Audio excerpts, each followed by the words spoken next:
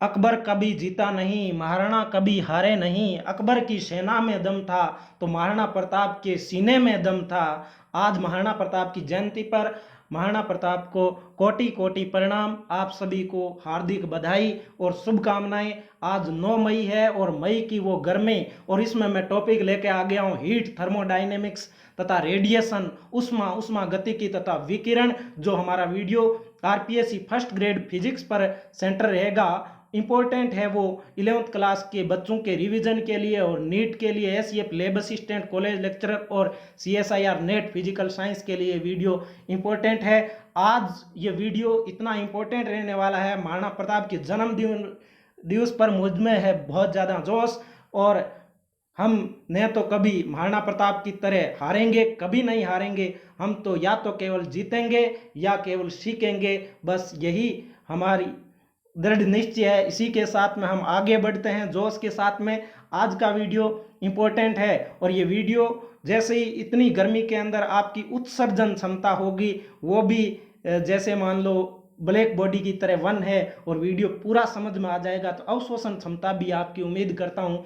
1 ही होगी। तो चलते हैं हम आरपीएससी फर्स्ट ग्रेड के आए हुए क्वेश्चनों पर। सबसे पहले तो ये पहला हमारा क्वेश्चन क्या कह रहा है। पहला 148 नंबर क्वेश्चन आया है 2020, जो 8 जनवरी को एग्जाम हुआ था। उसमें यह कह रहा है कि आदर्श गैस की आंतरिक ऊर्जा एक फलन है। तो ये केवल ताप की फलन होती है, आंतरिक ऊर्जा केवल ताप पर निर्भर करती है। ऐसा ही क्वेश्चन 15 के अंदर आया हुआ है। देखते हैं वो क्वेश्चन क्या है।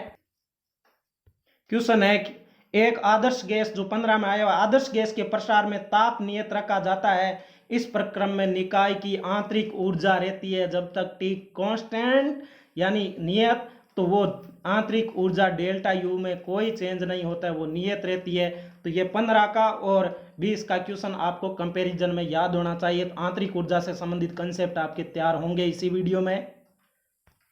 2020 में आया हुआ क्वेश्चन नंबर 149, एक अणु की 2 उत्तरोत्तर टकरों के बीच माध्य मुक्त पथ इस प्रकार से दिया जाता है। तो माध्य मुक्त लेमडा का सूत्र आपको ध्यान में रखना है, 1/√2n पाई डी स्क्वायर। डी अणु का व्यास है, n संख्या घनत्व है। ये हमारे केटीजी का है, काइनेटिक थ्योरी ऑफ गैसेज, उसका क्वेश्चन है। तो ये हमारा अगला जो आएगा पार्ट 12 नंबर जो वीडियो आएगा, उसमें हम केटीजी को लेकर आ रहे हैं। तो ये तो एक आपको माध्य मुक्त पथ का सीधा सूत्र याद में रखना है। अब 150 नंबर क्वेश्चन है, वो क्या कह रहा है, जो 20 के अंदर ही आया हुआ है।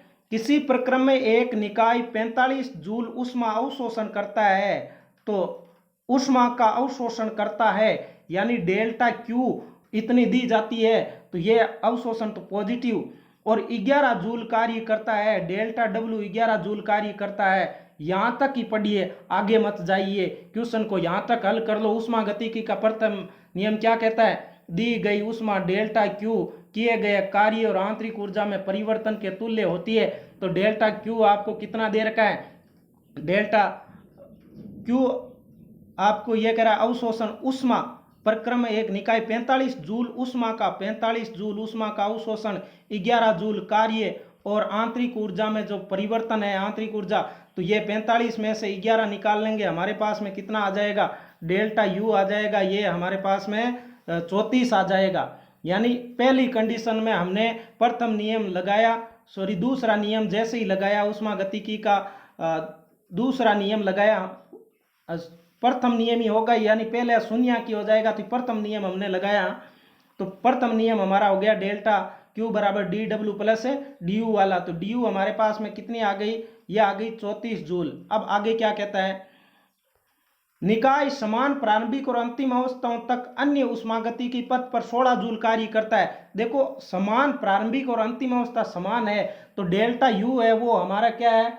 अवस्था का फलन है। तो अवस्था का फलन है, तो डेल्टा यू का जो मान है वो कितना है, 34 जूल। अभी हमने ये सेम रहने वाला है। दूसरी कंडीशन, अन्य उष्मागतिकी पथ पर जो डी डब्ल्यू किया जाता है 16 जूल, तो निकाय को स्थानांतरित उष्मा, तो डी क्यू बराबर वैसे ही लगाएंगे D W plus D you. तो डी डब्ल्यू हमारे पास में कितना है 16, और ये डी यू हमारे पास में 34 आया था, ये हमने जोड़ दिया तो ये हो गया हमारे पास में कितना 50 जूल। 50 जूल। देखो 2 बार नियम लगाना है। पहली कंडीशन में यहां तक आप डी निकालेंगे तो आपका डी कितना आएगा 34 जूल आएगा। फिर दूसरी कंडीशन में डी 34 है, डी डब्ल्यू 16 है, तो स्थानांतरित ऊष्मा कितनी हो जाएगी 50 जूल हो जाएगी। ऐसा ही क्वेश्चन एक दूसरे एग्जाम में आया हुआ है, यानी फर्स्ट ग्रेड का ये एग्जाम है, देखते हैं।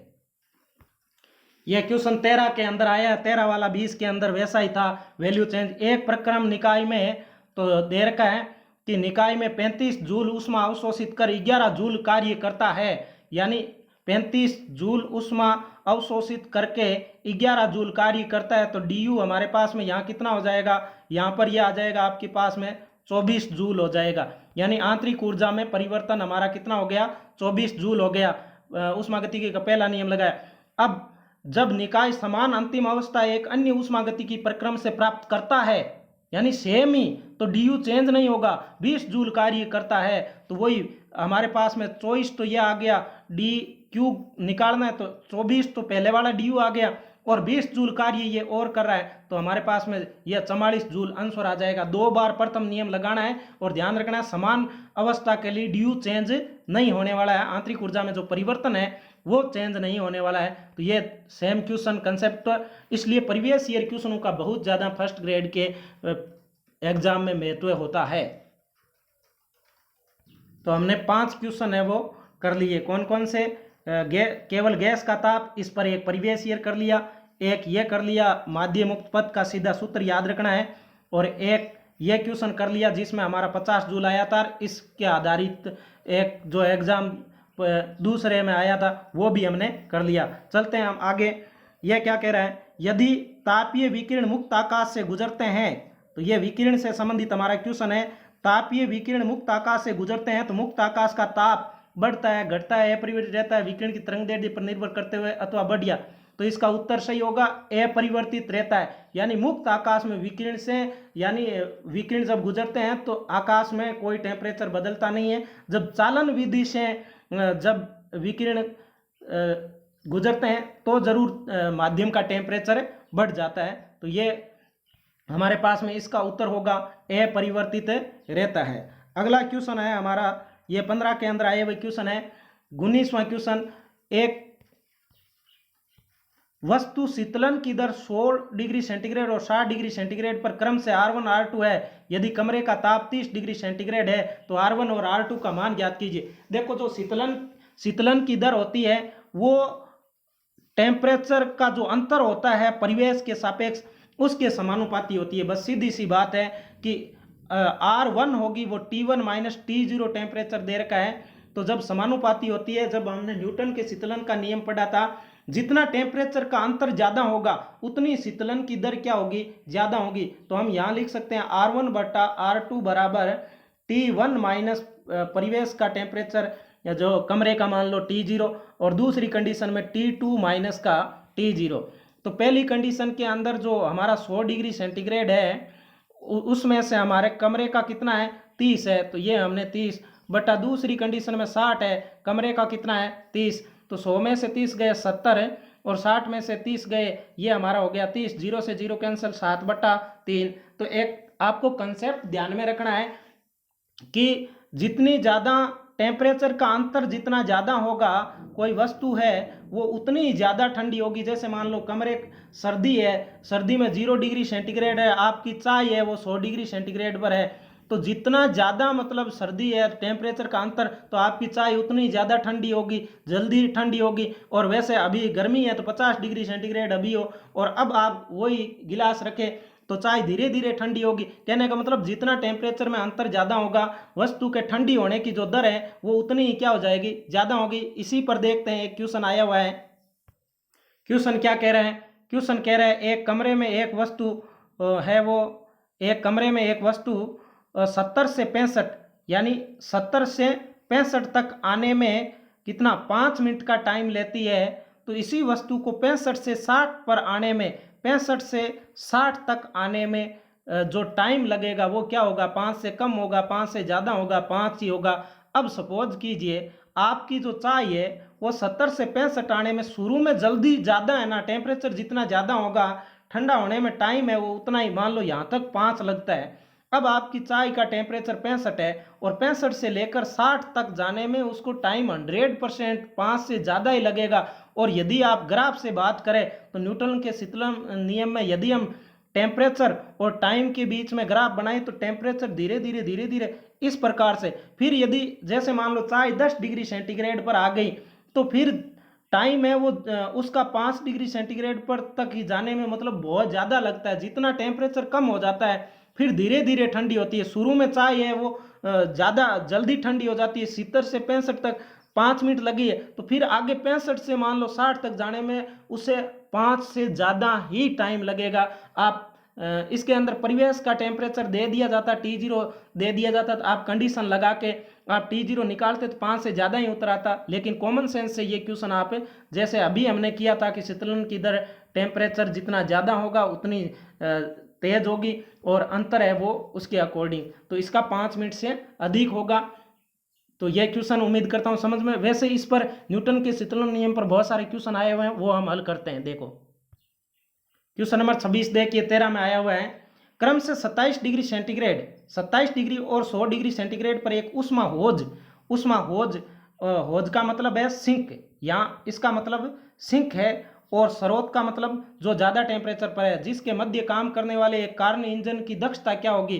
तो दक्षता का भी सूत्र आपको याद रखना है, ईटा बराबर 1 माइनस सिंक का टेम्परेचर T2 बट्टा स्रोत का टेम्परेचर T1। ये जो हमारा T2 है वो सिंक का केल्विन में लेना है, ये ध्यान में रखना। तो 1 माइनस T2 जस्ट 273 में जब 27 जोड़ेंगे तो ये हमारे पास में हो जाएगा 300 केल्विन, और T1 है 100 डिग्री, यानी ये हमारे पास में 373 केल्विन हो जाएगा। जब इसको हम हल करते हैं, इसी के ऊपर हल कर देते हैं, तो 373 में से 300 गया 73 बट्टा 373, ये ईटा, ये कह रहा है लगभग। तो जब 73 में 373 का हम भाग लगाएंगे तो ये लगभग 0.19 आएगा। कितना आएगा? 0.19। तो 0.19 जो वैल्यू है, लगभग पूछ रखा है, लगभग है, तो वो 1/5 होता है, वो 0.2 होता है 73, और ये हमारे पास में 373 का जब हम डिवाइड लगाएं तो ये हमारे पास में 0.2 आएगा। तो इसका आंसर बस एक सीधा सा कैलकुलेशन टप आ गई, ईटा बराबर 1 माइनस का T2 बटा T1। इतने क्वेश्चन आए हैं, फटाफट हम हल ही कर लेते हैं इस पर। जितने भी क्वेश्चन आए हुए हैं तो ये दक्षता का सूत्र होता है, इस पर क्वेश्चन आया हुआ है। देखिए 2015 में आया हुआ दक्षता वाला, देखो एक आदर्श इंजन 227 और 127 डिग्री ताप के मध्य कार्य करता है, यानी ये 227 वाला स्रोत है, 127 वाला सिंक है। यदि निर्गत कार्य 10⁻³ जूल है तो स्रोत से प्राप्त उष्मा का मान ज्ञात। देखो दक्षता के दो सूत्र होते हैं, किया गया कार्य बटा ली गई उष्मा, यानी प्राप्त उष्मा। एक तो हमारा W/Q वाला सूत्र होता है, एक होता है ईटा का सूत्र 1 बटा सिंक का टेम्परेचर T2 बट्टा स्रोत का टेम्परेचर T1। पहले दी गई वैल्यू से यहाँ केल्विन में जरूर लिखना। 227 में जब हम 273 जोड़ेंगे तो हमारे पास में कितना आ जाएगा, ये हमारे पास में आ जाएगा 500। और ना पहले तो हमें ये लिखना है कौन सा, ये 1 माइनस T2 127, तो 127 और 273 हो गए हमारे पास में 400। तो ये हो जाएंगे आपके पास में कितने, 400 हो जाएंगे। तो 1 माइनस का ये हम कर देंगे, कलर चेंज कर लेते हैं, इसी के ऊपर लिख देते हैं।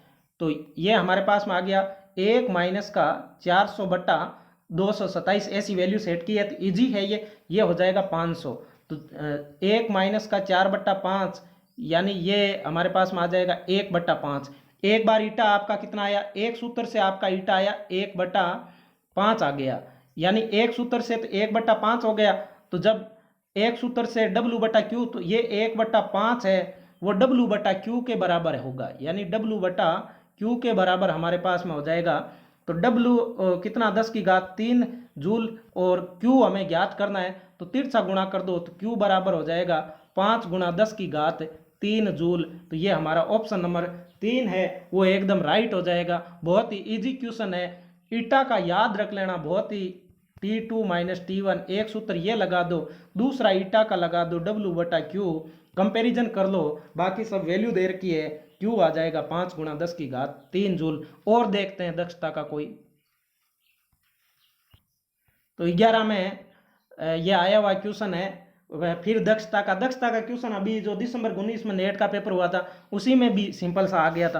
तो ये पता नहीं एक क्वेश्चन पक्का ही है। कार्नो इंजन उच्च ताप रिजर्वायर, यानी रिजर्वायर का मतलब यहाँ पर है ये स्रोत है, से चक्कर में 240 जूल उष्मा लेता है, यानी क्यू का जो मान है उष्मा है वो 240 जूल लेता है, और 60 डिग्री सेंटीग्रेड पर सिंक को, यानी सिंक का जो टेम्परेचर T2 जो हम बोलते हैं 60 डिग्री सेंटीग्रेड का मतलब हो गया ये 280 केल्विन हो गया, यानी 273 में 7 जोड़ेंगे तो ये 280 केल्विन हो गया। और 100 जूल वापस कर देता है, सिंक को 100 जूल देता है। 100 तो सिंक को गड़बड़ कर दी, ऐसे ही वेस्ट कर दी। कार्य में कितनी चेंज की इसने, कार्य में 240 ली, 100 खपत कर दी ऐसे ही, तो कार्य किया इसने 140 जूल का। तो ये कह रहा है रिजर्वायर का ताप क्या होगा। तो जैसे अभी जो क्वेश्चन हमने किया था वैसा ही कंसेप्ट लगेगा। एक तो पहले हम ईटा निकाल लेते हैं। ईटा बराबर होता है किया गया कार्य ली गई उष्मा। तो किया गया कार्य है 140 और ली गई उष्मा है 240। तो 0 से 0 2 से कट गया, 7/12 आ गया, यानी एक ईटा तो आपका कितना आया 7/12 आ गया। अब एक फिर हमें रिजर्वायर का यानी स्रोत का टेम्परेचर हम लोगों को निकालना है। तो इसी के ऊपर मैं ऐसे समझ लोगे आप, वैसे तो समझदार हो ही। तो ईटा एक तो हमारा हो गया 7/12, लेकिन मैं तो ईटा का वो दूसरे वाला लगाऊंगा 1 - T2 सिंक का बटा T1। तो ये ईटा तो 7/12 तो आ ही गया, लेकिन 1 - का T2 हमारे पास में कितना आ गया, ये अभी मैंने जैसे इसको चेंज किया था तो ये 280 था। तो T2 हमारे पास में एक बार क्लियर ही कर देता हूँ, ये 7/, एक ईटा आया हमारे पास में कितना 7/12 आया। 1 - T2 कितना है 60 डिग्री सेंटीग्रेड का मतलब 280 केल्विन बटा T1 मेरे को जो स्रोत का है वो ज्ञात करना है। आप ऐसा करो पक्षांतरण करके एक में से घटा दो, एक में से घटाओगे 280 बट्टा T1 बराबर एक में से घटाएंगे तो ये हमारे पास में आ जाएगा 5/12 आ जाएगा।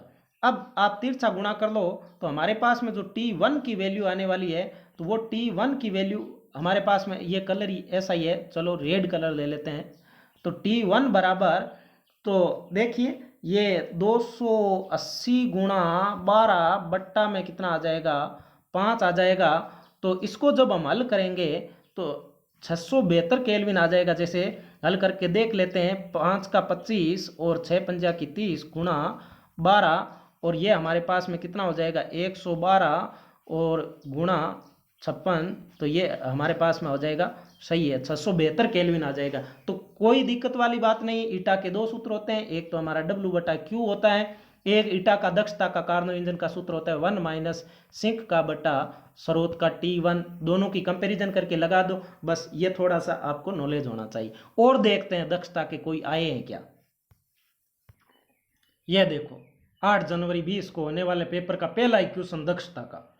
ताप T1 तथा T2 यानी जहां T1 है वो छोटा है, T2 बड़ा है, के मध्य कार्यशील एक कार्नो इंजन की दक्षता 1/6 है। तो लगाते हैं ईटा बराबर 1 - का T2 बट्टा T1 पहली कंडीशन।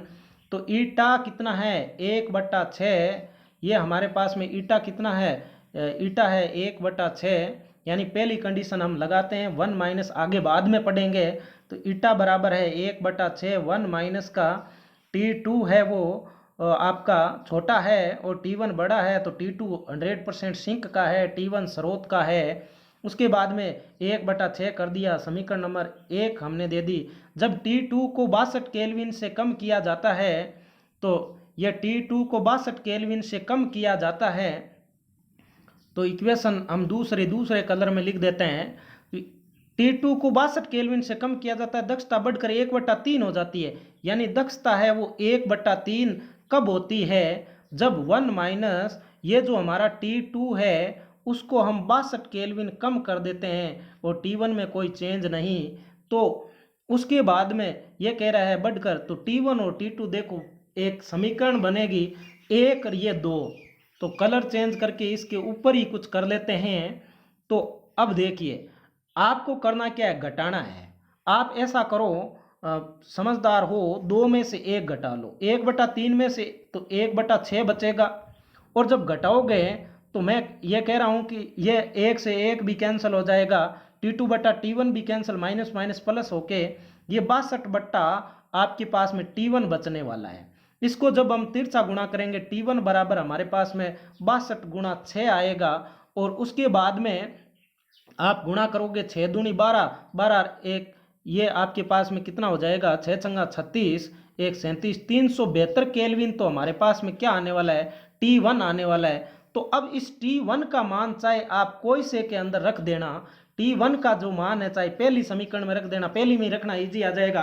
372, ये थोड़ी कैलकुलेशन आ गई, यानी दो समीकरणें बनी हमारे पास में, ईटा बराबर 1 माइनस T2 बटा T1 वाली, उससे हमारा T1 आ गया 372। हालांकि 4 में ऑप्शन है, लेकिन मैं आपको बता देता हूं कि मुझे याद है जब 372 जब हम इस समीकरण में रखेंगे 1/6 बराबर 1 माइनस का T2 की जो हमारे पास में T2 हमें ज्ञात करना है, जबकि T1 372 आया है, इसको जैसे ही हम हल करेंगे 310 केल्विन आएगा, तो ये हमारा दूसरा है वो इजी एकदम हो जाएगा। तो ये हमारा कौन सा, कार्नो इंजन की दक्षता बहुत ज़्यादा इंपॉर्टेंट है। कितने क्वेश्चन कर दिए। अब 20 के अंदर आया हुआ क्वेश्चन है वो देखिए, 20 के अंदर 5 क्वेश्चन आए थे। निम्न में से अच्छा उष्मीय चालक क्या होता है, तो शीशा है, हीलियम, स्टेनलेस स्टील, तो इसका एल्यूमिनियम करेक्ट आंसर होगा। सबसे अच्छा उष्मा का जो चालक होता है वो एल्यूमिनियम है, तो ये आपका था। अब यहाँ पर टाइम आपका कुछ भी नहीं लग रहा था, अब एग्जामिनर ने टाइम इतना लगेगा जिसकी कोई हद नहीं है। ये क्वेश्चन क्या है, न्यूटन का जो शीतलन नियम है उसके आधार पर है। तो न्यूटन के शीतलन नियम का सूत्र देखो, T2 टेम्परेचर पर कोई वस्तु थी, वो T1 तक जाने में यदि dt टाइम लेती है तो वो किसके बराबर होता है, वो K एक कांस्टेंट होता है जिसका हम अध्ययन करेंगे। फिलहाल सूत्र याद रखो, T1 और T2 को जोड़ के उनका औसत निकालते हैं, माइनस जो कमरे या परिवेश का टेम्परेचर है वो हमारे पास में T0 होता है। ये सूत्र इतना ज़्यादा इंपॉर्टेंट है, इतने क्वेश्चन आए हैं जिसकी कोई हद नहीं है, कैलकुलेशन तो बड़ी है, वो तो मैं पहले ही बता देता हूँ। दो समीकरण बनती है। पहली कंडीशन ये क्या कहता है कि 80 डिग्री सेंटीग्रेड की एक वस्तु 5 मिनट में 64 हो जाती है, तो 80 में से 64 जैसे ही निकालेंगे, 80 माइनस 64, तो ये हो जाएगा 16, और बट्टा 5 मिनट का टाइम लगता है। उसी प्रकार के कांस्टेंट और T1 और 80 और 64 को जैसे ही आप जोड़ोगे तो ये हमारे पास में हो जाएगा 144 का आधा करेंगे 72, माइनस परिवेश का टेम्परेचर हमें निकालना है, तो ये हो जाएगा T0, यानी एक समीकरण हमारे पास में ये बनेगी। उसके बाद में दूसरी कंडीशन क्या कहता है, वैसे तो ये क्वेश्चन डिलीट हो जाना चाहिए, क्यों, क्योंकि अब आगे ये कहता नहीं है कि ये 64 से 52 तक जा रहा है या 80 से 52 तक जा रहा है। हालांकि ऐसे क्वेश्चन हम जैसे ही आरबीएसई की बुक में क्वेश्चन हल करते हैं तो वहाँ ऐसे ही हल करते हैं, ऐसे बहुत सारे क्वेश्चन है, तो उसमें जैसे ही अगला कुछ नहीं कहता है कि वो कहाँ से अगला 10 मिनट कहाँ से कहाँ तक है, तो 64 से 52 तक ही मानना है आपको। फिर हम T2 माइनस T1 लगाएंगे तो हमारे पास में 64 में से 52 जाएंगे, बच जाएंगे 12, और 10 मिनट का टाइम लगता है, तो ये हो जाएगा हमारे पास में कितना, ये 12/10 है। और जैसे ही हम क्या करेंगे, ये हमारे पास में जैसे 64 और 52 को जोड़ देंगे इस सूत्र में, जैसे ही 64 और 52 को जोड़ेंगे तो हमारे पास में ये हो जाएगा 64 है, और 52 को आप जोड़ दो तो 64 और 52 ये हो जाएंगे आपके पास में 116, तो ये हमारे पास में के सेम है, तो ये हमारे पास में हो जाएगा 58 माइनस का T0। मैं क्या कहना चाहता हूँ, आपने ये सूत्र लगाया, कौन सा सूत्र लगाया, आपने सूत्र लगाया T1 माइनस T2 बटा टाइम बराबर के कांस्टेंट T1 प्लस T2 बटा 2 माइनस का T0। पहली समीकरण में आपके पास में आएगा 3.2 बराबर के बराबर आपके पास में कितना आ जाएगा, ये आएगा 77, शायद 72 है, 72 माइनस T0। दूसरी में आपके पास में आ जाएगा 1.2 बराबर के माइनस का 58 माइनस का T0। बस ये समीकरण है, दोनों में भाग लगा दो, और भाग लगा के जैसे ही आप हल करोगे, कैलकुलेशन बहुत बड़ी है, ऐसे क्वेश्चन हमेशा एग्जाम में बाद में करने चाहिए, टाइम बच जाए तो के से के कैंसल, 16 डिग्री सेंटीग्रेड आपका आंसर आ जाएगा। ऐसा चलो एक क्वेश्चन और अगला करते हैं, बहुत क्वेश्चन आए हैं ऐसे न्यूटन के शीतलन नियम पर। यह देखो 11 में क्वेश्चन आया है, न्यूटन की शीतलन, किसी बर्तन में भरे तप्त भोजन का ताप 1 मिनट में 90 से 82 हो जाता है, तो 90 माइनस 82 टाइम 1 मिनट बराबर के कांस्टेंट, और 90 से 82, 90 प्लस आपके पास में ये 82 जैसे ही कर दोगे 90 प्लस 82/2 माइनस का ये कह रहा है कि कक्ष का ताप 20 है, तो ये हमने कर दिया माइनस का 20। तो 90 में से जैसे ही 82 जाते हैं तो हमारे पास में कितने बच जाते हैं, 8। तो ये 8 बराबर के कांस्टेंट, और इनको जैसे ही आप जोड़कर आधा करते हो तो ये 172 हो जाते हैं। 172 का आधा कितना हो जाएगा, तो ये 86 में से जैसे ही आप 20 निकाल दो तो ये हमारे पास में कितने हो जाएंगे, ये देखो कैलकुलेशन के हैं तो 66 ऐसा आएगा। दूसरी कंडीशन लगाओगे 70 से 66 गिरने में न्यूटन शीतलन नियमानुसार कितना समय लगेगा। देखो पहली कंडीशन मैं आपको बता देता हूँ, हल आपको ही करना पड़ेगा, वैसे भी ये वीडियो लंबा बनने वाला है। तो देखो पहली कंडीशन में वही 90 में से 82 निकालो, बट्टा में टाइम टी बराबर के बराबर 90 और 82 जोड़ के आधा कर दो, फिर 20 वो निकाल दो कमरे वाला। उसके बाद में आप अगला करो, 70 में से 66 निकालो, टाइम टी, इसमें तो 1 मिनट लगा है वो लिख दिया, इसमें टी टाइम निकालना है के कांस्टेंट, और 70 और 66 को जोड़ो और आधा कर दो, फिर 20 निकाल दो, 2 समीकरणें आएगी, भाग लगा देना, टी टाइम मिनट में आएगा, फिर उसको सेकंड में चेंज कर लेना, 41.6 आंसर आ जाएगा। ऐसे बहुत सारे क्वेश्चनों की आप प्रैक्टिस करना। फिर और क्वेश्चन आया है क्या देखते हैं, तो शुरू से पीडीएफ चलाते हैं, देखते हैं कौन कौन से क्वेश्चन। तो ये हमारा आदर्श गैस वाला हो गया, अणु गति वाला हो गया, ये 150 भी 50 जूल आंसर आया था ये हो गया, अपरिवर्तित रहता है ये हो गया, ये भी 7/3 वाला ये हो गया, फिर 1/5 वाला भी हो गया, फिर 5 मिनट से अधिक वाला भी हो गया, फिर इसके अंदर 44 जूल वाला भी हमारे पास में ये हो गया, फिर एल्यूमिनियम हो गया, 16 डिग्री सेंटीग्रेड हो गया, ये हमारे पास में 372 310 वाला हमने कर लिया, फिर 41.6 सेकंड वाला हमने ये भी क्वेश्चन कर लिया। चलो ये क्वेश्चन 11 में आया हुआ है, ये क्या कह रहा है, इसी का है थर्मोडाइनमिक्स का। ये क्या कह रहा है, क्वेश्चन कह रहा है कि दो भिन्न पदार्थों से निर्मित एक समान छड़ें हैं जिसमें उष्मा चालकताएं K1 K2 है, इन्हें एक सिरे से तक दो उष्मा स्रोतों जिनका ताप T1 T2 है तो रखा हुआ है, चित्र में दिखाए गए हैं, संधि का ताप क्या होगा, संधि का टेम्परेचर हम मान लेते हैं T है, तो T1 से T, देखो उसमें धारा आप जानते हो, जैसे विद्युत धारा dQ/dt होती है वैसे ही dQ/dt उसमें धारा होती है, और सीरीज में वो समान रहती है, उसका सूत्र होता है dQ/dt बराबर उसमें चालकता के एरिया और टेम्परेचर का अंतर ज़्यादा माइनस कम बट्टा उसकी लंबाई, ये सूत्र होता है। तो ये आपको क्या करना है, कंपैरिजन करनी है, आगे सूत्र आएगा, इस सूत्र को आपको क्या करना है, बराबर करना है, क्योंकि धारा समान है। पहली छड़ की यदि हम बात करें तो पहली छड़ की जैसे ही हम बात करेंगे तो पहली छड़ के लिए यहाँ से टेम्परेचर संधि का T मान लिया, तो हम क्या करेंगे, K1 इसका करेंगे K1, और इसका एरिया सेम है, और एरिया सेम है, और टेम्परेचर का अंतर कितना है, T1 शुरू वाला हमेशा ज़्यादा होता है, फिर संधि वाला T, और उसके बाद में बट्टा में लंबाई L कर देंगे। अगली कंडीशन, अगली छड़ के लिए हम काम करते हैं, तो अगली छड़ के लिए देखो वही हमारा K2 उसका उसमें चालकता, एरिया सेम है, और यहाँ से T टेम्परेचर है, तो T माइनस आगे का टेम्परेचर कम है, वो हमारे पास में T2 है, बट्टा लंबाई L है, L से L कैंसल, A से A कैंसल।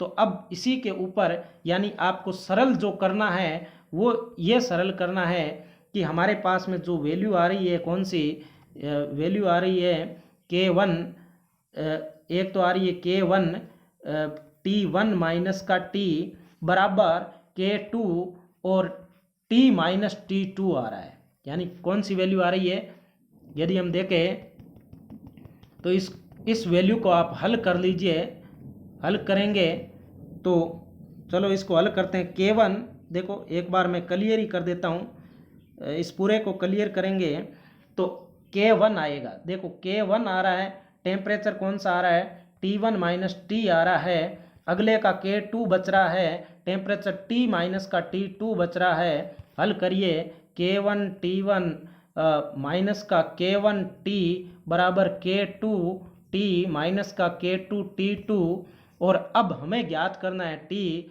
तो ऐसा समझिए कि टी जब हमें ज्ञात करना है तो इस टी को इधर भेज दो और इसको इधर ले आओ। जब इसको हम हल करेंगे तो हमारे पास में जो टी की वैल्यू आने वाली है वो टी की वैल्यू आने वाली है, इधर भेजेंगे तो पक्षांतरण करेंगे K1T1 प्लस K2T2 बटा हमारे पास में K1 प्लस K2 आ जाएगा। बहुत ही इजी था, डरने की कोई आवश्यकता नहीं है। ऐसा ऑप्शन जब आप देखोगे तो हमारे पास में K1T1 K2T2 बटा K1, जल्दबाजी में देख लेना K1T1 ही होना चाहिए, यहाँ भी देखो K1T2 है तो ये आंसर राइट होगा। एक बार उसमें धारा है वो dQ बटा dt कांस्टेंट करनी है। क्या सूत्र, K इंटू ए इंटू टेम्परेचर डेल्टा T बटा L, कंपेरिजन कर देना तो हमारे पास में K1 बराबर T1 माइनस T बराबर K2 बराबर T माइनस T2।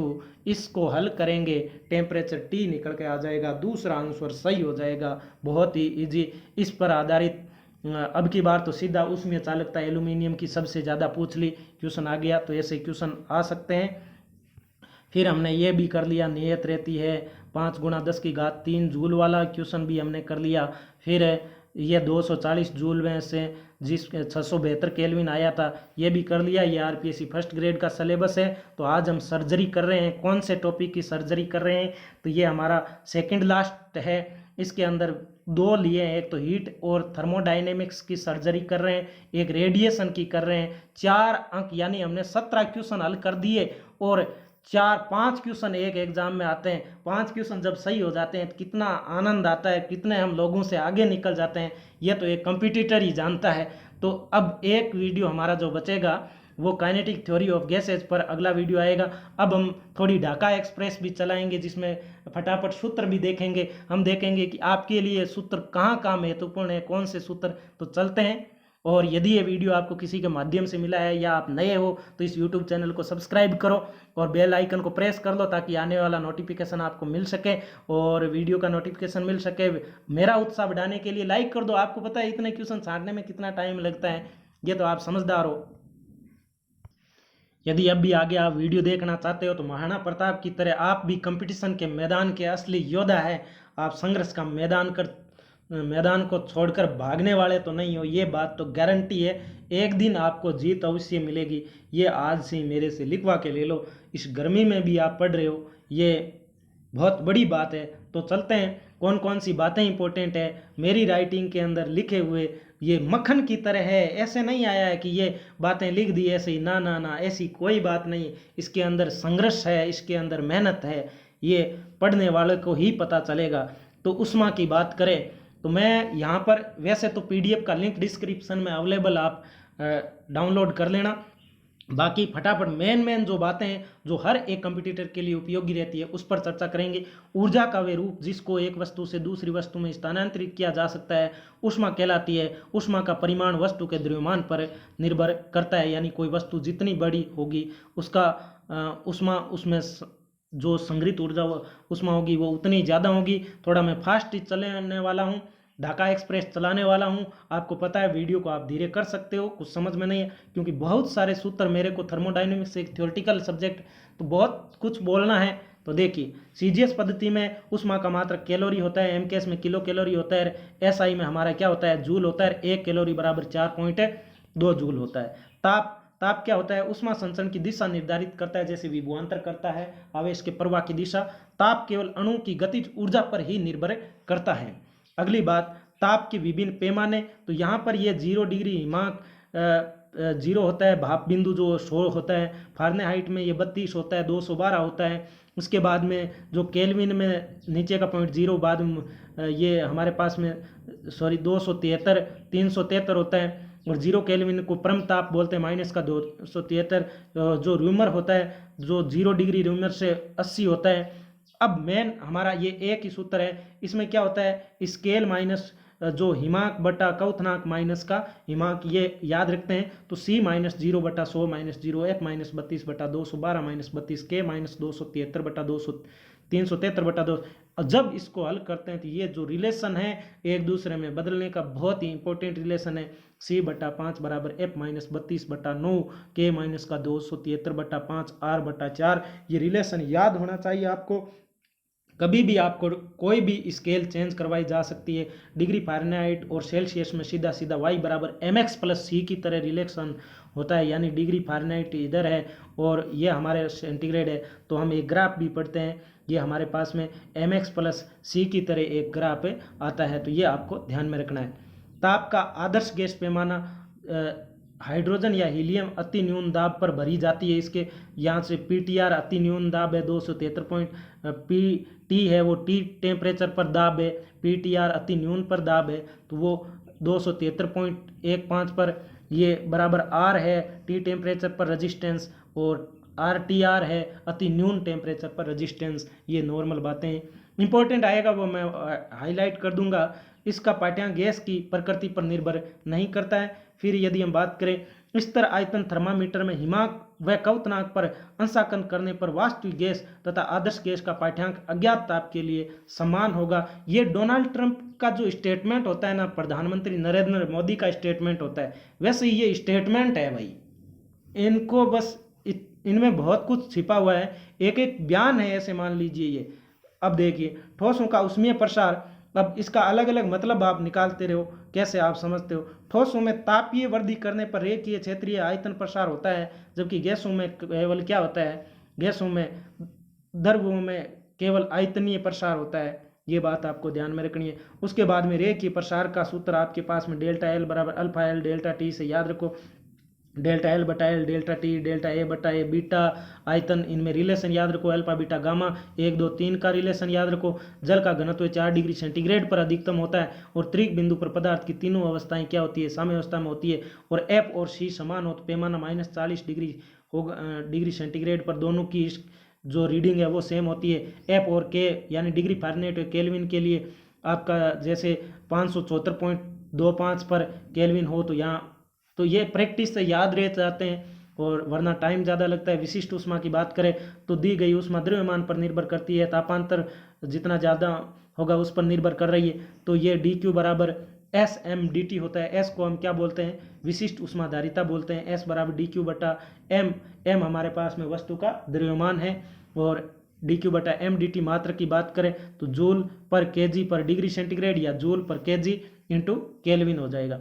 उसी प्रकार जिस पदार्थ की विशिष्ट ऊष्मा अधिक होने पर अधिक ऊष्मा लेने या देने पर तापांतर कम होता है, जैसे यानी जिसकी विशिष्ट ऊष्मा S ज़्यादा होती है तो उसमें ऊष्मा काफ़ी ऊष्मा ले लेते हैं तो भी उसके टेम्परेचर में जो गिरावट होती है वो बहुत कम होती है। जैसे जल की जो विशिष्ट ऊष्मा होती है बहुत ज़्यादा होती है, 4186 जूल पर केजी इंटू केल्विन होती है, याद रख लेना, ये भी एक स्टेटमेंट है।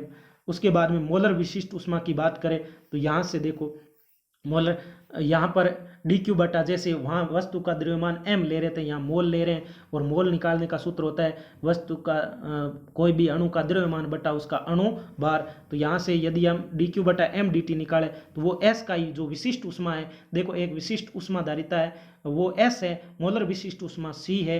तो ये इनमें हमेशा रिलेशन याद रखना, मोलर विशिष्ट ऊष्मा बराबर विशिष्ट ऊष्मा गुणा अणु भार, ये हो जाएगा। उसके बाद में यह जो मोलर विशिष्ट ऊष्मा है और विशिष्ट ऊष्माधारिता है पदार्थ की प्रकृति और ताप पर निर्भर करती है। उसके बाद में यदि हम गैसों को ऊष्मा देते समय यदि दाब नियत हो तो वो Cp है, गैसों को ऊष्मा देते समय आयतन नियत हो तो वो Cv है। ये मेर रिलेशन Cp माइनस Cv बराबर R गामा बराबर Cp बटा Cv होता है, ये ध्यान में रखना। जब भी अवस्था में परिवर्तन होता है, जैसे मान लो ठोस से द्रव्य हो रहा है, द्रव्य से गैस हो रहा है, तो इसके बारे में स्टेटमेंट ध्यान रखो, ये एक निश्चित ताप पर होता है। जैसे आपने 11th में ऐसा ग्राफ पढ़ा होगा, ठोस में यहाँ टेम्परेचर होता है, वो जब अवस्था में परिवर्तन होता है तो टेम्परेचर कांस्टेंट रहता है, तो ये एक निश्चित तापांतर पर होता है अवस्था परिवर्तन। अवस्था परिवर्तन के दौरान ताप नियत रहता है, जबकि ऊष्मा की मात्रा होती है वो परिवर्तित होती है। ठोस को द्रव्य में बदलना गैस गलन कहलाता है, द्रव्य का गैस में क्वथन कहलाता है, गैस का द्रव्य में संघनन कहलाता है। ठोस और गैस ऊर्ध्वपातन होता है और द्रव्य का ठोस में जमना होता है, और दाब घटाने पर पुनः जम जाना पुनर्हिमयान होता है। तो ये डिटेल आपको ध्यान में रखनी है। उसके बाद में ये बातें दाब बढ़ाने से जैसे ही दाब बढ़ाते हैं तो गलनांक का मान भी बढ़ जाता है और वस्तु पिघल जाती है। जैसे मान लो एक बर्फ़ की सिली 11th में आपने देखा, तार जब इस पर लटका देते हैं बाहर तो वो आर पार हो जाता है, फिर बर्फ़ पिघल के फिर जम जाती है। तो इस प्रकार गलनांक बढ़ जाता है दाब बढ़ाने से क्वथनांक भी बढ़ जाता है। ये प्रावस्था आरेख होता है त्रिक बिंदु वाला, जहाँ पर एक ऐसा बिंदु जहाँ पर ठोस, द्रव्य, गैस तीनों साम्यावस्था में होती है। तो ये ग्राफ आपने पढ़ा होगा। CO2 के लिए यदि हम बात करें, ये ग्राफ तो इस 273.16 और 4.6 mmHg पर बनाया गया है, जबकि CO2 का जो हमारा त्रिक बिंदु पर जो प्रेशर होता है वो 5.1 एटमॉस्फेयर होता है, जबकि इसका जो टेम्परेचर होता है वो कितना होता है, 216 केल्विन होता है। तो ये बातें आपको ध्यान में रखनी है। उसके बाद में यदि हम गुप्त ऊष्मा की बात करें तो अवस्था परिवर्तन के दौरान इकाई द्रव्यमान को स्थानांतरित ऊष्मा की मात्रा, जब भी स्टेट चेंज होती है तो गुप्त ऊष्मा का वहाँ कंसेप्ट आता है। अवस्था परिवर्तन के दौरान इकाई द्रव्यमान को स्थानांतरित ऊष्मा को हम गुप्त ऊष्मा, यानी हमें दिखाई तो नहीं दे रही है, टेम्परेचर तो राइज नहीं कर रहा है, जैसे इस प्रकार का ग्राफ हम पढ़ते हैं तो उसमें इसके अंदर जब भी हमारा ठोस है वो द्रव में बदल रहा है, टेम्परेचर कांस्टेंट है, लेकिन उसको पिघलाने के लिए उसके अंदर जो ऊष्मा दी जाती है उसको हम गुप्त ऊष्मा बोलते हैं। तो ये हमारे पास में Q बराबर, सूत्र याद रखना है, M×L, L बराबर गुप्त ऊष्मा दी गई ऊष्मा बटा उसका द्रव्यमान M, L का मान दाब पर निर्भर करता है।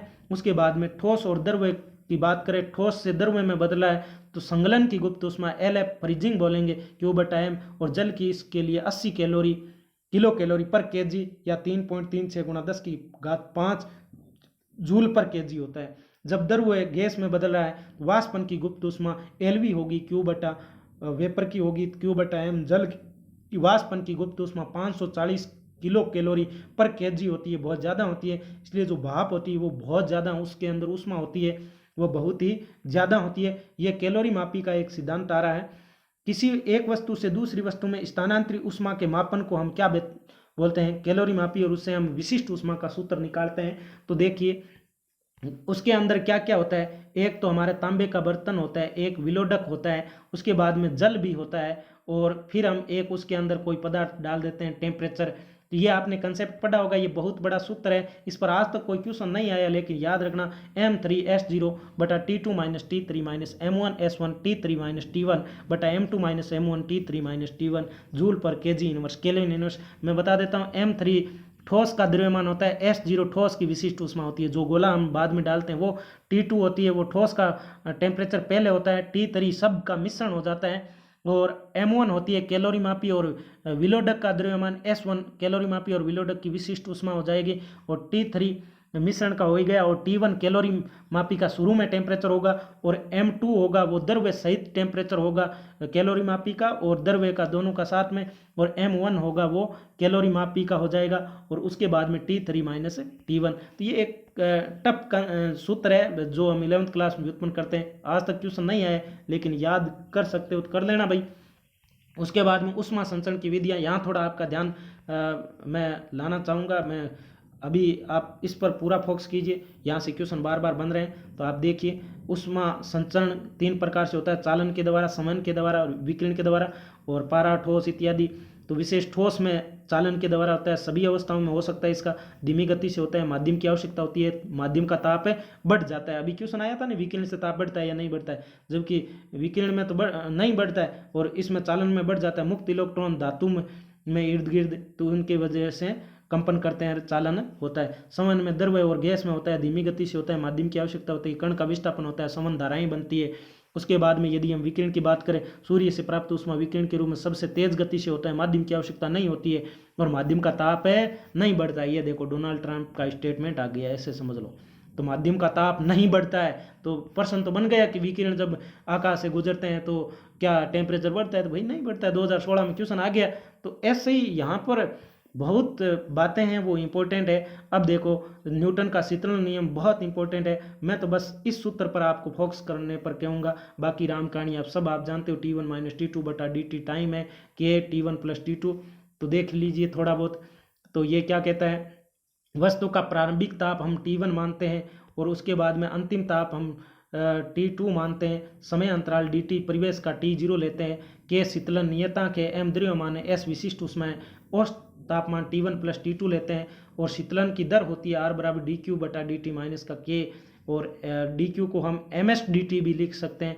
तो ये जो ताप गिरने की जो दर है तो वो हमारे पास में इस प्रकार से आएगी। बाकी हम जैसे प्रकार से इसका इंटीग्रेशन वगैरह करेंगे तो ये सारे ग्राफ इस प्रकार से आ जाएंगे। इसका मतलब समय के साथ धीरे धीरे घट रहा है, और लॉग में बनाएंगे तो ऐसा ग्राफ आ जाएगा। इस न्यूटन के शीतलन नियम की जो शर्तें हैं वो क्या होनी चाहिए, तापांतर थोड़ा कम होना चाहिए, शीतलन की क्रिया धीरे धीरे होनी चाहिए, और कर्षणिका होनी चाहिए जो अच्छी उत्सर्जक, अच्छी ऊर्जा ह्रास विकिरण से होना चाहिए, और वायु शांत होनी चाहिए। ये इसकी कुछ शर्तें होती है जब हम न्यूटन का शीतलन नियम लगाते हैं। बाकी बहुत ही गजब के न्यूमेरिकल बन रहे हैं हर एक एग्जाम के, चाहे वो नीट का हो, चाहे वो किसी प्रकार का एग्जाम हो, तो जिसमें उष्मागति के T1 माइनस T2 बटा विभिन्न स्थितियों के अनुसार सूत्र में समीकरण बनाकर क्वेश्चन को हल करना चाहिए। बस ये हमने बहुत सारे क्वेश्चन हल किए। उसके बाद में थर्मल रेडिएशन और परफेक्ट ब्लैक बॉडी। तो भाई ये तो एक ऐसी रामकथा है जिसका प्रसाद आपको 2-3 साल बाद में मिलने वाला है, तो ध्यान से सुनिए। बस मेन काम मैंने करवा दिया, बाकी मैं आपको बता देता हूँ यहाँ मैंने क्या लिखा है ताकि आप PDF में ध्यान से समझ सके, क्योंकि राइटिंग ही ऐसी है। तो थर्मल रेडिएशन और परफेक्ट ब्लैक बॉडी वाले में आदर्श कृष्णिका की बात करें तो सभी तरंगदैर्ध्यों के विकिरणों का पूर्णतः अवशोषण करती है, अच्छी उत्सर्जक भी होती है। पूर्ण अवशोषण, अच्छी उत्सर्जक यानी ई लैम्डा भी 1, कृष्णिका का अवशोषण गुणांक 1 और पारगमन और परावर्तन गुणांक 0 होता है, ये ध्यान में रखना है। उसके बाद में बात करें हम काजल और प्लेटिनम ब्लैक दृश्य और अवरक्त भाग अवशोषित कर लेते हैं। अवशोषण क्षमता ए लैम्डा का सूत्र होता है, मात्रकहीन होती है। ए लैम्डा की बात करें इकाई समय, इकाई क्षेत्र और इकाई तरंगदैर्ध्य परास में अवशोषित विकिरण ऊर्जा बटा आपतित कुल ऊर्जा, कितना अवशोषण हुआ वही बता रही है टोटल में से। और कृष्णिका के लिए ए लैम्डा 1 होता है, ध्यान में रखना। अवशोषण क्षमता को ए लैम्डा, उत्सर्जन क्षमता स्मॉल ई लैम्डा, किसी टी ताप पर इकाई टाइम हो, इकाई क्षेत्रफल हो, इकाई तरंगदैर्ध्य परास हो तो उत्सर्जित विकिरण ऊर्जा को हम ई लैम्डा बोलते हैं। मात्रक की बात करें तो उत्सर्जन क्षमता joule metre square into second per micron, या जूल पर सेकेंड को हम वाट भी बोलते हैं, watt into metre, watt upon metre square per into micron, ये आपको इकाई इसकी यूनिट ध्यान में रखनी है। किसी वस्तु की अपेक्षिक उत्सर्जन क्षमता एप्सिलॉन की बात करें तो उसके ई लैम्डा बटा कृष्णिका की जो उत्सर्जन क्षमता कैपिटल ई लैम्डा हम लेते हैं वो, तो ये मात्रकहीन और पृष्ठ की प्रकृति और तरंगदैर्ध्य पर निर्भर करती है। कुल उत्सर्जन क्षमता आपको निकालनी हो तो E बराबर 0 से इंफिनिटी इंटीग्रेशन ई लैम्डा डी लैम्डा। उसके बाद में किरचॉफ का नियम कहता है अच्छे जो अच्छे अवशोषक होते हैं वो अच्छे उत्सर्जक भी होते हैं। किसी टेम्परेचर T पर तरंगदैर्ध्य लैम्डा के लिए कोई भी वस्तु है उसका ई लैम्डा उत्सर्जन क्षमता, ए लैम्डा अवशोषण क्षमता किसी वस्तु के लिए उसका अनुपात हमेशा कांस्टेंट रहता है। वो कृष्णिका की जो उत्सर्जन क्षमता कैपिटल ई लैम्डा होती है उसके बराबर होती है। बाकी आपने पढ़ा है ई लैम्डा बटा ए लैम्डा बराबर कैपिटल ए लैम्डा। तो ये हमारे पास में हो गया कौन सा, किरचॉफ का नियम। फिर वीन का विस्थापन नियम क्या कहता है, वीन का विस्थापन नियम कह रहा है कि अधिकतम उत्सर्जन क्षमता कैपिटल ई लैम्डा के लिए अधिकतम तरंगदैर्ध्य लैम्डा एम कृष्णिका के परम ताप की व्युत्क्रमानुपाती होती है, यानी लैम्डा एम समानुपाती 1/T। तो लैम्डा एम टी बराबर बी विनियतांक का मान होता है 2.9 गुणा 10⁻³ मीटर इंटू केल्विन, ध्यान रख लेना, ठीक है। यदि हम ग्राफ बनाए तो ग्राफ इस प्रकार से बनाए, यदि अलग अलग जो हमारी ब्लैक बॉडी होती है वो अलग अलग रेडिएशन वेवलेंथ पर अलग अलग उसकी क्षमता होती है, उत्सर्जन क्षमता। जैसे विकिरण, जैसे लैम्डा का मान शुरू में कम है, एक लैम्डा ऐसी आएगी जिस पर उसकी उत्सर्जन यानी ज़्यादा से ज़्यादा एनर्जी वो रिलीज करेगी, वो टेम्परेचर लैम्डा M1 होगी और T1 टेम्परेचर हो जाएगा। तो इस प्रकार से ये हमारा एक ग्राफ बनेगा। नीचे का एरिया टोटल उत्सर्जित कुल ऊर्जा के को बताएगा, और वो हमेशा ताप की घात 4 के समानुपाती होता है ये ग्राफ। और जैसे जैसे वीन के विस्थापन नियम से हम टेम्परेचर को बढ़ाते हैं तो ये जो अधिकतम पीक वैल्यू वाला पॉइंट होता है वो इधर खिसकता जाता है, यानी लैम्डा का मान है वो टेम्परेचर बढ़ाने से क्या होता जाता है, कम होता जाता है। ये ग्राफ आपने पढ़ा होगा। और अधिकतम उत्सर्जित ऊर्जा जो लैम्डा एम पर होती है वो T की घात 5 पर, वो टोटल होती है वो T की घात 4 के समानुपाती होती है।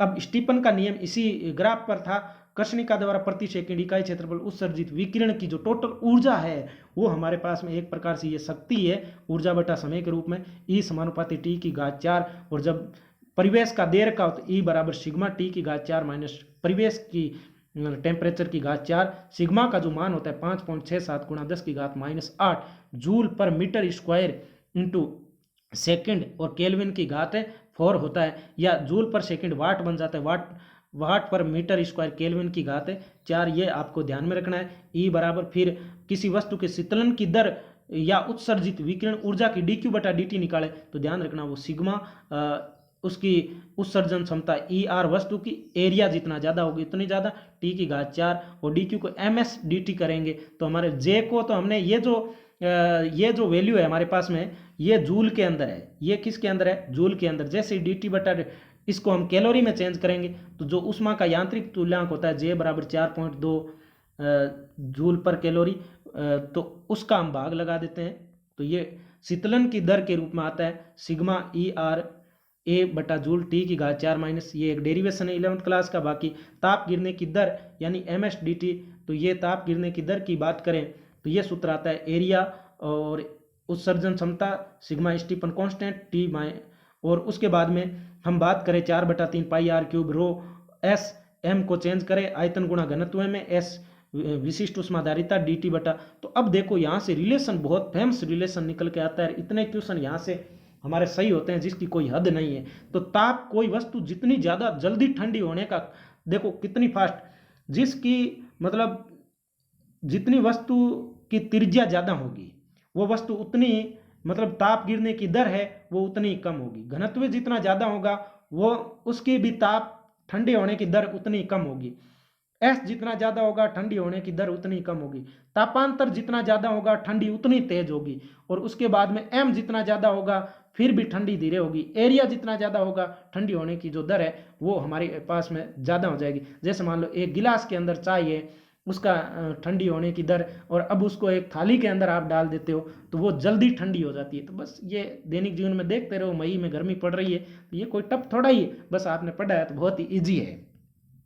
सूर्य एक आदर्श कृष्णिका है और इसका काला होना कोई आवश्यक नहीं है, और वास्तविक प्रसार गुणांक एक न्यूमेरिकल होता है, गामा r बराबर होता है सापेक्ष प्रसार गुणांक गामा a प्लस कांच का प्रसार गुणांक गामा g। ये कब लगता है जब कांच के अंदर मरकरी भरी और एक साथ जब हम इसको गर्म करते हैं तब ये कंसेप्ट लगता है। उसके बाद में ये हमारा एक क्वेश्चन आया हुआ है 2 बार हर साल आता है, उसमें चालकता की बात करें एकांक समय प्रवाहित उष्मा की जो धारा होती है dq बटा dt उसको हम बोले तो T1 ज़्यादा होता है T, तो वो एरिया के समानुपाती तापांतर के समानुपाती लंबाई के व्युत्क्रमानुपाती, तो Ka T1 minus T2 famous relation है, अभी हमने क्वेश्चन भी किया था। और ये नीट के अंदर नीट जो अभी 2019 वाला पहले वाला इसमें आपको K की विमा पूछ ली थी, अरे वाट, ये वाट की विमा होती है, वाट पर आपके पास में मीटर इंटू केल्विन हो जाता है, बस बहुत ही इजी भी ये मात्रक पूछ लिया था। तो जूल पर सेकंड और मीटर इंटू केल्विन या वाट, यहाँ वहाँ ऑप्शन था वाट पर मीटर और इंटू केल्विन, तो ये मात्रक था। बाकी देखो विमा वगैरह आप जानते ही निकालना, बाकी शक्ति की विमा वाट और जूल से निकाल दो कैसे ही करके। जैसे ही आप इसकी विमा निकालेंगे m1 L1 T minus 3 theta minus 1, उसमें चालकता देखो ये तो है उष्मा प्रवाह की जो मात्रा दर है उसमें धारा बोलते हैं, ये है उसमें चालकता K, इसकी बात कर रहा हूँ मैं। इसका जो मात्रक होगा joule per metre into second per kelvin होगा और विमा ये हो जाएगी। और Q बराबर यदि हम बात करें उष्मा की बात करें तो Ka dt बटा L और टाइम का यहाँ से मल्टीप्लाई कर देंगे, और यदि एरिया समान हो तो डेल्टा थीटा 1 बटा डेल्टा थीटा 2 बराबर K2 L1 बटा K1 L2 रिलेशन आपको ध्यान में रखना है। तापमापी में प्रयुक्त पदार्थ होता है उसके क्या क्या गुण होने चाहिए, कवतनाक ज़्यादा, हिमांक कम होना चाहिए, प्रसार गुणांक ज़्यादा होना चाहिए, शुद्ध अवस्था में वो उपलब्ध हो, चिपकना नहीं चाहिए, जो हम ट्यूब लेते हैं उसके उष्मा चालकता उसकी ज़्यादा होनी चाहिए, वस्तु को गर्म करने पर जो रंगों का क्रम दिखाई देता है तो लैम्डा समानुपाती 1/T से हम देखते हैं, पहले लाल दिखाई देगा फिर orange, yellow, green, blue, indigo, violet, यानी वस्तु को गर्म करते ही सबसे पहले लाल कलर आपको दिखाई देता है। उसमें प्रतिरोध की बात करें तो जिस प्रकार R बराबर रो L बटा A होता है वैसे ही यहाँ होता है L K बटा A होता है, ये आपको ध्यान में रखना है। उसमें प्रतिरोध का सूत्र फिर हम आगे बढ़े तो निकाय द्वारा किया गया कार्य या निकाय पर किया गया कार्य, निकाय पर किया गया, यदि हम बात करें आंतरिक ऊर्जा की, देखो बहुत ही गजब का क्वेश्चन है। गैसों के अणुओं के मध्य आकर्षण बल के कारण आंतरिक स्थितिज ऊर्जा यूपी और गति के कारण आंतरिक गतिज ऊर्जा यूके होती है। और यदि हम बात करें आदर्श गैस में कोई केवल गतिज ऊर्जा के कारण ही होती है, ये भी एक पीएम का स्टेटमेंट की तरह है। यानी आदर्श गैस में जो स्थितिज ऊर्जा के कारण, जो आकर्षण बल के कारण आंतरिक स्थितिज ऊर्जा होती है वो यूपी 0 होती है, और केवल आंतरिक गतिज ऊर्जा ही होती है उसके अंदर। टोटल एनर्जी की बात करें तो केवल गति के कारण ही होती है आदर्श गैस में। आदर्श गैस में नियत ताप पर आंतरिक ऊर्जा अपरिवर्तित रहती है। यानी नियत ताप पर, देखो ये स्टेटमेंट है, बहुत बड़े नेता का स्टेटमेंट है ये, आदर्श गैस की नियत जो हमेशा ही चेंज नहीं होने वाला है कभी भी। तो आदर्श गैस में नियत ताप पर आंतरिक ऊर्जा अपरिवर्तित रहती है। बस एक क्वेश्चन 2 अंक का, इतनी सी लाइन ने सही करवाया है। वास्तविक गैस में ऐसा नहीं होता है। उच्च ताप, अब देखो अगला क्वेश्चन ये होगा, उच्च ताप और निम्न दाब पर वास्तविक गैस भी आदर्श गैस बन जाती है। उच्च ताप और निम्न दाब पर वास्तविक गैस भी आदर्श गैस बन जाती है। आंतरिक ऊर्जा केवल अवस्था की फलन होती है, ये पथ पर भी निर्भर नहीं करती है। यानी पहली और अंतिम अवस्था सेम है, तभी तो डेल्टा यू हम सेम ले रहे थे। देखो कितना उष्मागतिकी का प्रथम नियम क्या कहता है, ये नियम ऊर्जा संरक्षण पर आधारित है। बहुत ही गजब के क्वेश्चन बनेंगे। मेन तो डी क्यू बराबर D you plus D W याद रखना, और उष्मा यांत्रिक ऊर्जा की तुल्यता को बताता है। डी क्यू और डी डब्ल्यू पथ पर निर्भर करते हैं। यदि निकाय उष्मा लेता है तो पॉजिटिव डेल्टा क्यू, यदि निकाय उष्मा देता है तो डेल्टा क्यू नेगेटिव। आंतरिक ऊर्जा में वृद्धि तो डी यू पॉजिटिव, आंतरिक ऊर्जा में कमी तो डी यू नेगेटिव। और सूत्र जब भी प्रयोग करो चिन्ह का ध्यान रखना है। और ठोसों और द्रवों में डी यू में चेंज लगभग 0 होता है, तो डी क्यू बराबर डी यू ही होता है। उष्मा ऊर्जा का ही एक क्या होती है, रूप होती है। और इसकी सीमाएं क्या है, पहले नियम की, क्रिया की दिशा का ज्ञान नहीं, ऊर्जा रूपांतरण की दक्षता का ज्ञान नहीं, और उसमें स्रोत के बारे में भी कोई जानकारी नहीं है। उसके बाद में मेर संबंध Cp माइनस Cv बराबर R, Cp बड़ा होता है Cv से, ये भी हम बताएंगे। R बराबर 2 कैलोरी पर मोल इंटू केल्विन या 8.314 जूल पर मोल इंटू केल्विन। कई बार क्वेश्चन आ रखा है भाई, आर की वैल्यू पर ध्यान रख लेना। कैसे ही 8.314 जूल पर मोल इंटू केल्विन या 2 कैलोरी पर मोल इंटू केल्विन, ध्यान में रखना। अब देखो Cp ज़्यादा क्यों होता है, नियत दाब पर दी गई उष्मा का उपयोग Du और Dw दोनों में होता है, यानी इसका काम 2 जगह हो रहा है, और Cp ज़्यादा होती है। तथा नियत आयतन पर दी गई उष्मा का उपयोग केवल ताप वृद्धि में ही होता है, क्योंकि वहाँ कार्य 0 होता है। तो इसलिए Cp ज़्यादा होती है, Cv कम होती है। डी क्यू बराबर एम एस डी टी याद रख लो, डी क्यू बराबर N C P D T याद रख लो, डी यू और डी क्यू बराबर N C V D T सूत्र हमेशा याद होना चाहिए। तो डी डब्ल्यू बराबर N C P minus C V into D T, ये सूत्र बनते हैं, बहुत सारे आपको याद रखने हैं। अगला देखिए थर्मोडाइनमिक्स, अब शुरू हो रही है मेन। उष्मागतिकी निकाय की अवस्था में दाब, ताप और आयतन से परिभाषित किया जाता है। एंट्रोपी भी ये अवस्था चर होते हैं। उसके बाद में तापीय संतुलन की स्थिति में निकाय की अवस्था अपरिवर्तित रहती है, और समांगी निकाय जो निकाय होता है उसमें सभी जगह जो प्रेशर, वॉल्यूम, टेम्परेचर समान रहता है। विसमांगी में ये समान नहीं रहता है। स्थूल निकाय जिसमें कण बहुत ज़्यादा हो, सूक्ष्म निकाय कण निश्चित हो। यांत्रिक साम्य का मतलब बल नहीं लगना चाहिए। रासायनिक साम्य का मतलब अणुसूत्र चेंज नहीं होना चाहिए। तापीय साम्य का मतलब टेम्परेचर बराबर होना चाहिए। ये सराउंडिंग होती है। और निकाय होता है, यदि कोई उष्मा बिल्कुल ना ले तो आदान प्रदान नहीं करे तो विलगित निकाय। जो उष्मा और द्रव्य दोनों का करे वो खुला निकाय। जो द्रव्य का नहीं करे, उष्मा का करे, वो बंद निकाय। बस ये बातें आपको ध्यान में रखनी है। उष्मागतिकी का शून्य की नियम, 0th लॉ, ये ताप को परिभाषित करता है। यदि ए और बी साम्य में हो तो अलग अलग टेम्परेचर समान हो, तो सी के साथ साम्य अवस्था में हो तो सी का भी टेम्परेचर, ये बहुत ही ईजी है। यानी ए के 5 नंबर आए, बी के भी 5 नंबर आए, इतने ही यदि सी के आते हैं तो ए और सी के भी बराबर ही आएंगे। तो ये एक ईजी सी बात है। ताप समान होने पर एक निकाय से दूसरे निकाय में उष्मा प्रवाह नहीं होता है। किया गया कार्य हमेशा क्यू के समानुपाती होता है। डब्ल्यू हमारे पास में क्या हो जाता है, डब्ल्यू समानुपाती क्यू। फ्लाइट मोड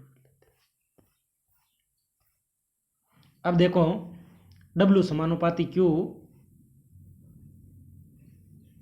ये ध्यान में रखना है। W बराबर क्या हो गया, J ऊष्मा का यांत्रिक तुल्यांक W बटा Q, J बराबर 4.2 जूल पर कैलोरी। ये रूपांतरण गुणा के भौतिक राशि नहीं है। ऊष्मा की यदि हम बात करें, जब दो वस्तुओं के मध्य ऊर्जा स्थानांतरण तापांतरण के कारण होता है तो उसे ऊष्मा कहते हैं, और ये ताप स्थानांतरण यदि तापांतर पर निर्भर नहीं करता है तो उसी को हम कार्य कहते हैं। बहुत उसके बाद में प्रसार कार्य यदि हम बात करें, P बराबर V2 माइनस V1 निकाय द्वारा किया गया कार्य होगा। यदि V2 ज़्यादा है V1 से, पॉजिटिव होगा। निकाय पर किया गया कार्य यदि हम संपीड़न कर रहे हैं तो V2 कम होगा V1 से और नेगेटिव हो जाएगा। यदि मुक्त प्रसार हो तो P 0 होता है, W 0 हो जाएगा, डेल्टा V 0 होता है तो W 0 होता है। PV ग्राफ का जो क्षेत्रफल होता है वो किसके बराबर होता है, कार्य के बराबर होता है। ये बात उष्मा गति की प्रक्रम की बात करें तो वो हमारा समतापी प्रक्रम होता है। और समतापी प्रक्रम की बात करें तो T कांस्टेंट होता है। प्रोसेस धीरे धीरे पात्र की दीवारें सुचालक होनी चाहिए। अवस्था परिवर्तन एक समतापी प्रक्रम हो। अवस्था समीकरण PV बराबर कांस्टेंट।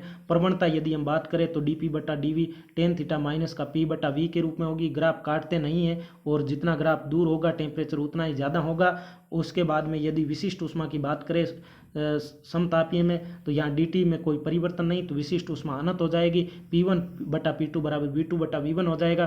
किए गए कार्य का जो सूत्र होता है वो W बराबर 2.303 PV log 10 V2 बटा V1 और किया गया कार्य ली गई ऊष्मा के बराबर 2.303 nRT और log 10 P1 बटा P2 सूत्र, यहाँ V2 बटा V1 यहाँ P1 बटा P2 याद रखना है। और V2 बड़ा है V1 से तो W पॉजिटिव होगा, ऊष्मा का अवशोषण हो जाएगा। V2 कम है V1 से, W नेगेटिव, ऊष्मा निष्कासन हो जाएगा। और समतापीय प्रक्रम में du के अंदर कभी चेंज नहीं होता है, du बराबर 0 होता है। और समतापीय प्रक्रम में निकाय को दी गई ऊष्मा कार्य में रूपांतरित हो जाती है। उसके बाद में यदि हम बात करें सम आयतनी प्रक्रम में dW बराबर PdV और P और T में यदि हम ग्राफ खींचे तो इस प्रकार से आएगा। उसके बाद में dQ बराबर du होता है, T बढ़ता है समायतनी में। और उसके बाद में नियत आयतन पर गैस का जो ऊष्मा देना वायुमंडलीय परिवर्तन होता है P1 बटा T1 बराबर P2 बटा T2, तो ये आपको याद रखना है। और फिर यदि हम बात करें अगला समदाबीय प्रक्रम की, तो समदाबीय प्रक्रम में V समानुपाती किसके होता है, T के होता है। तो समदाबीय प्रक्रम में V समानुपाती T, W बराबर PV2 minus PV1 nRT2 minus nRT1 और W बराबर nRT2 माइनस T1 DQ बराबर DU प्लस का PdV।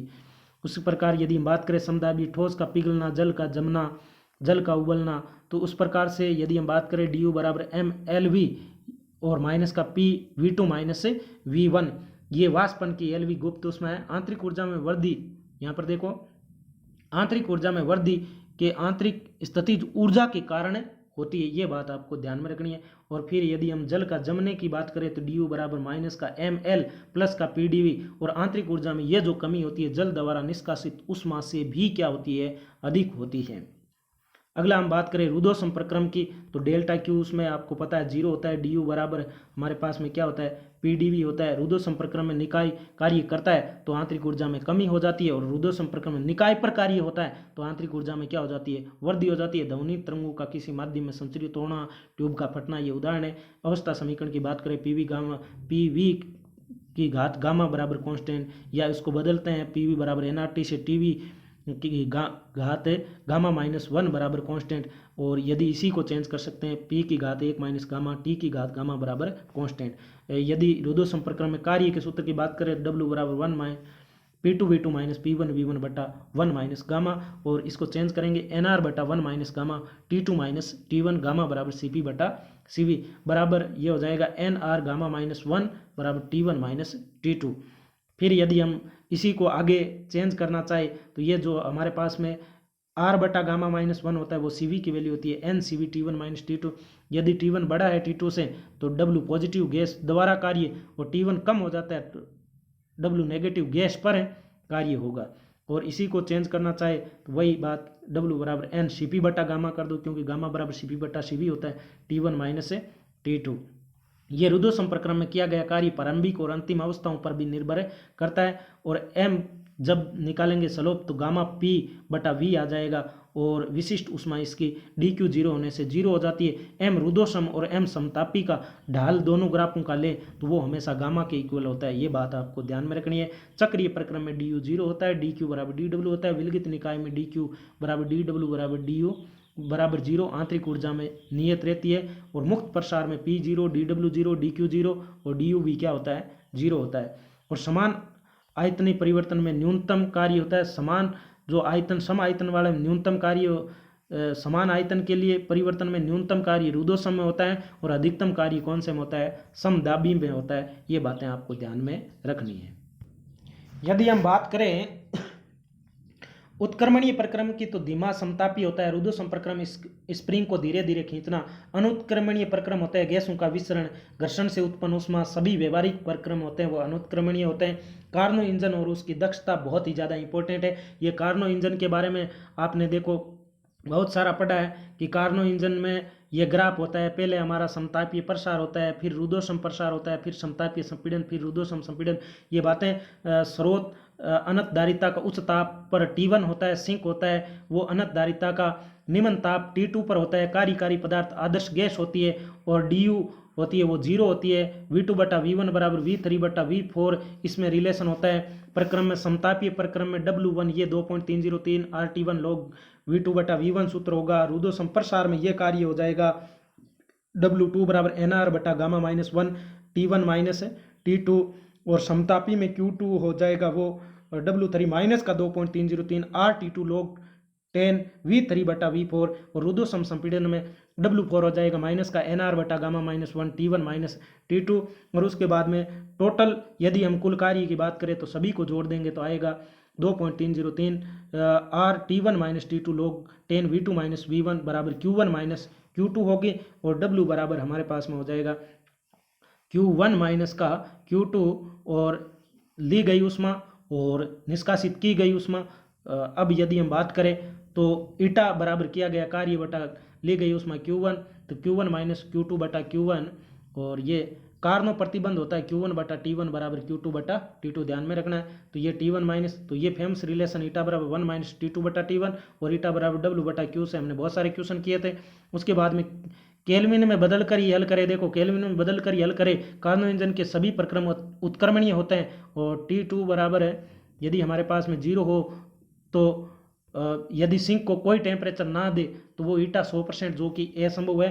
उष्मागतिकी का दूसरा नियम क्या कहता है, ये कह रहा है कि मैक्स प्लांक के केल्विन कथन क्या कहता है, किसी भी इंजन की दक्षता 100% नहीं हो सकती और सिंक और स्रोत का होना आवश्यक है। क्लासियस का कथन कहता है कोई भी मशीन बिना बाह्य कार्य किए उष्मा का प्रवाह निम्न ताप से उस ताप की ओर नहीं कर सकता है। और कार्नो परमीय क्या कहती है, किसी भी इंजन की दक्षता जो होती है कार्नो से अधिक नहीं हो सकती। और T1 और T2 को मध्य कार्य करने वाले सभी इंजनों की जो दक्षता होती है वो हमारी क्या होती है सेम होती है, ईटा बराबर 1 माइनस T2 बटा। और रेफ्रिजरेटर का कार्य गुणक होता है Q2 बटा W बटा T2 बटा T1 माइनस T2। अगला जो हमारा वीडियो होगा काइनेटिक थ्योरी ऑफ गैसेज पर होगा। तो ये हमारे 11th क्लास में लगभग हमारे 34 क्वेश्चन आते हैं 11th क्लास से फर्स्ट ग्रेड में। तो बहुत ही अगले वीडियो में ये 11th क्लास हमारी कंप्लीट हो जाएगी। वीडियो कैसा लगा आप कमेंट करके मुझे बताना। और ये PDF थोड़ी मैंने कम ऊर्जा से भी पढ़ी है या थोड़ी फास्ट पढ़ी है, लेकिन इसके 10 पेज थे और इम्पोर्टेंट सूत्रों पर यदि हम चर्चा करें तो देखते हैं। तो हम लोग यहाँ से शुरू हुए थे। सबसे ज़्यादा जो हमारे पैमाने हैं उनमें रिलेशन आपको ध्यान में रखना है, ये आपके लिए बहुत ज़्यादा इंपॉर्टेंट है। उसके बाद में जो प्रसार गुणांक है उनमें रिलेशन आपको ध्यान में रखना है, यहाँ पर थोड़ा आपको ज़्यादा फोकस करना है। फिर यदि हम बात करें तो आगे हम चले तो यहाँ पर थोड़ा सा ये जो उष्मा संचरण की जो हमारे पास में विधियाँ हैं उसको आपको डिटेल से अध्ययन करना है, ये आपके लिए बहुत ज़्यादा इंपॉर्टेंट है। सबसे ज़्यादा इंपॉर्टेंट है हमारा न्यूटन का शीतलन नियम, इस पर बार बार क्वेश्चन आते हैं, ये आपको ध्यान में रखना है। फिर यदि हम बात करें जो ताप गिरने की जो दर है वो किन कारकों पर निर्भर करती है, ये भी आपका बहुत ज़्यादा इंपॉर्टेंट है। उसके बाद में जो हमारी ऊष्मीय चालकता है इस पर बार बार क्वेश्चन आ रहे हैं, ये भी बहुत ज़्यादा इंपॉर्टेंट है, इस पर आप फोकस करेंगे। उसके बाद में यदि हम बात करें तो आंतरिक ऊर्जा का जो कंसेप्ट है, चाहे समतापीय में हो, उनमें ये आंतरिक ऊर्जा का कंसेप्ट बहुत ज़्यादा इंपॉर्टेंट है। ऊष्मागतिकी का जो प्रथम नियम है उस पर बार बार क्वेश्चन आ रहे हैं, इस पर आप प्रैक्टिस है वो बहुत ज़्यादा करेंगे। उसके बाद में यदि हम बात करें तो समतापीय प्रक्रम है वो भी काफ़ी इंपॉर्टेंट है, उस पर आप डिटेल से अध्ययन करेंगे। फिर आगे हम बात करें तो रुदो संप्रक्रम में ये जो इनकी जो स्लोप है ये इंपॉर्टेंट है, इस पर क्वेश्चन आ सकता है। उसके बाद में कार्नो इंजन की जो दक्षता होती है उस पर तो आपको डिटेल अध्ययन करना है, बहुत ज़्यादा प्रैक्टिस करनी है, तो वहाँ से आपका क्वेश्चन सही होगा। फिर आगे काइनेटिक थ्योरी ऑफ गैसेज पढ़ेंगे जहाँ से 2 या 3 क्वेश्चन आते हैं।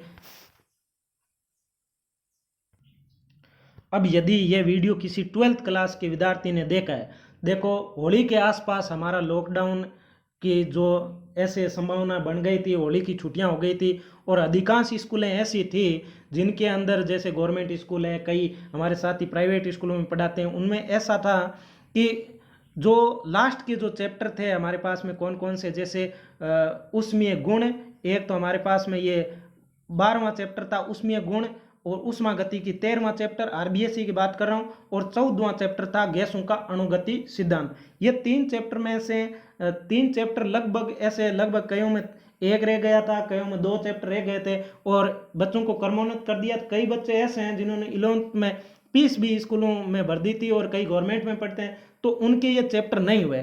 तो वो जो विद्यार्थी पढ़ना चाहते हैं वो मुझे कमेंट करके बता दे। काफ़ी यदि 10-12 कमेंट के आसपास ऐसे कमेंट आ जाते हैं तो मैं उनका अध्ययन है वो आपको एक बार करवा दूं, ताकि ये जो आगे आपके देखो बीएससी फर्स्ट ईयर में जैसे ही जाओगे ना तो कार्नो इंजन वगैरह पक्का ही आने वाला है और 12th तो कर लोगे, लेकिन आगे बहुत ज़्यादा दिक्कत आपको आने वाली है।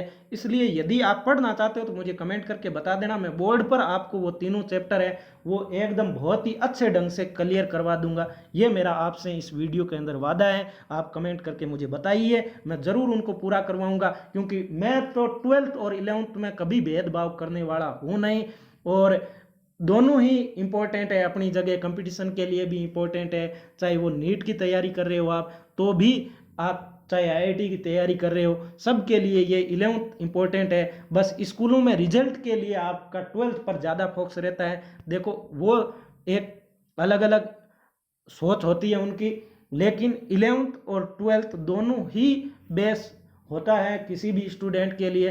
तो आप यदि पढ़ना चाहते हो तो 11th के 12th का तो मेरा सिलेबस चल रहा है वो तो कंटिन्यू है ही, जितने समय तक लॉकडाउन चल रहा है तो मैं रेगुलर वीडियो डाल रहा हूँ। तो इस चैनल को आप सब्सक्राइबर करो और बेल आइकन को प्रेस कर लो, और जो कोई सुझाव है तो मुझे सुझाव कमेंट में आप ज़रूर दो। आपने वीडियो को पूरा देखा, आपका तहे दिल से बहुत बहुत स्वागत और धन्यवाद है। जय हिंद, वंदे मातरम।